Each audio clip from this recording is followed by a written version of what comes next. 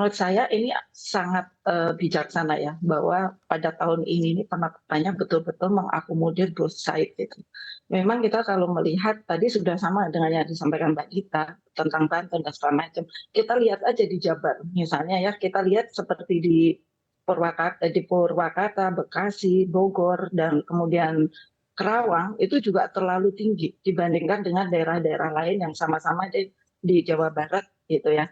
Jadi itulah kenapa ketika ada formula yang baru ini memang sangat bisa diharapkan bahwa disparitas itu akan semakin berkurang gitu. Yang sudah bertahun-tahun sebenarnya kita itu bingung untuk mencari formula yang tepat itu seperti apa, dan alhamdulillah sekarang itu sudah ditemukan formula yang bisa mengakomodir disparitas ini gitu. Oke, Mbak Dita, saya mau sedikit komentar dari Anda terkait mengenai, kan ada sempat tarik-tarikan mungkin dari sisi industri mintanya 10 nih Mbak Dita, sementara kalau misalnya teman-teman buruh 15% begitu ya. Dalam penentuan level ini untuk menjadi win-win solution antara dua pihak ini seperti apa yang ditemuin mungkin secara real di lapangan, Mbak Dita? Ya sebetulnya Mbak, kita ini naik 20, kalau bisa naik 20%, sebetulnya Kemnaker lebih senang Mbak. Karena pertama kita bisa menyenangkan pekerja, kedua kita nggak didemo, ketiga kita mendapat apresiasi dari para serikat pekerja ya, kalau memang bisa naik segitu. Tapi masalahnya kan kita nggak bisa mengakomodir kepentingan satu kelompok dan mengabaikan kepentingan lain yang bukan hanya pengusaha sebetulnya, tapi juga usaha kecil dan menengah yang menjadi bagian dari mata rantai industri, yang mereka juga kesejahteraannya juga harus dipacu karena mereka lah yang memasok kebutuhan-kebutuhan industri besar.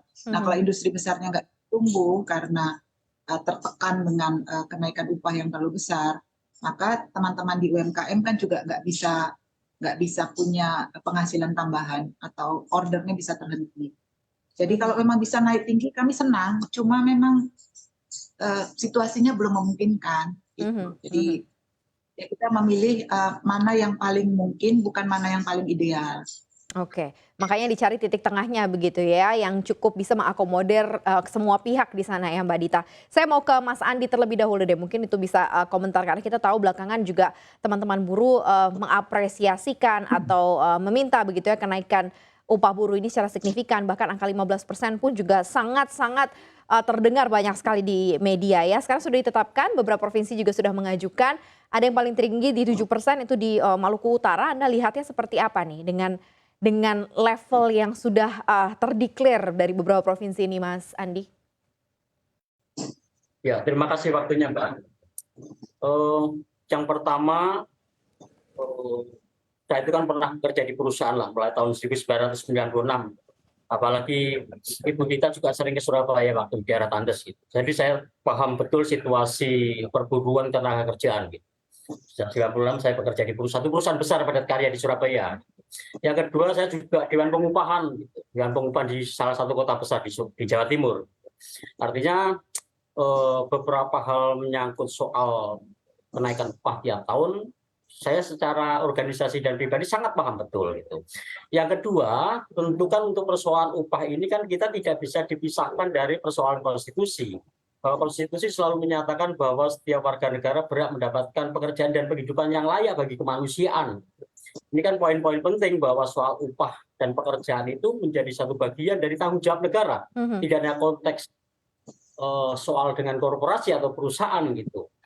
Bagi kemanusiaan itu apa? Bagi kemanusiaan jelas disampaikan oleh Undang-Undang Ketenagakerjaan Nomor 13 Tahun 2003 itu, bahwa itu juga menyangkut soal keluarga, menyangkut soal pendidikan anak dan sebagainya itu konteksnya harus diletakkan gitu soal persoalan upah. Baik. Selanjutnya yang kedua. Nah, kalau sekarang pertanyaannya gitu, yang menjadi satu tradisi yang rutin setiap tahun itu mulai November, Desember, mulai Oktober, November, Desember dan sebagainya, selalu ada respon dari kaum buruh gitu.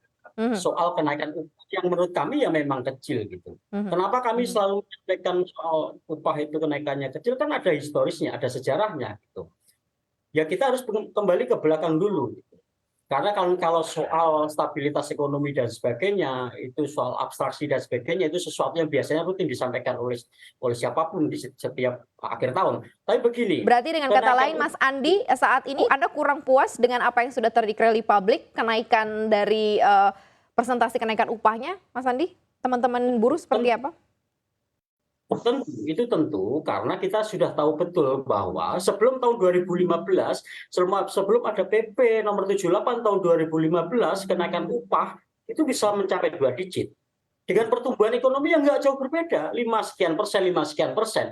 Mau tahun 2013, tahun 2012, tahun 2014, mau tahun di tahun sekarang atau tahun yang kemarin, kenaikan pertumbuhan ekonomi kita 5% dan sebagainya itu. Artinya sebenarnya problemnya tidak apa-apa. Nah, sekarang persoalannya begini, sebelum berlakunya tahun 2015 itu, perhitungan upah itu mengacu kepada 3 hal penting. Yang pertama soal kebutuhan hidup layak buat kaum buruh, yang kedua soal inflasi plus inflasi, yang ketiga soal pertumbuhan ekonomi. Ada 3 komponen penting sebelum tahun 2015 itu.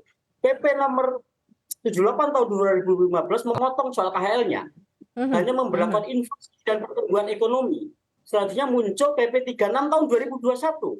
yang untuk memilih antara inflasi atau pertumbuhan ekonomi saja. Nah, sekarang muncul PP 51 tahun 2023 ini, ada rumus yang menurut kami gitu, itu ya didesain gitu. Jadi kira-kira angkanya ya naiknya ya 2-3%, 4%, baru dibuatkan rumusnya. Baik.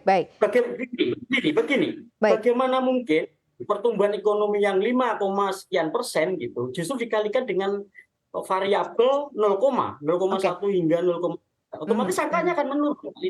Ini soal desain politik upahan. Oke, Mas Andi.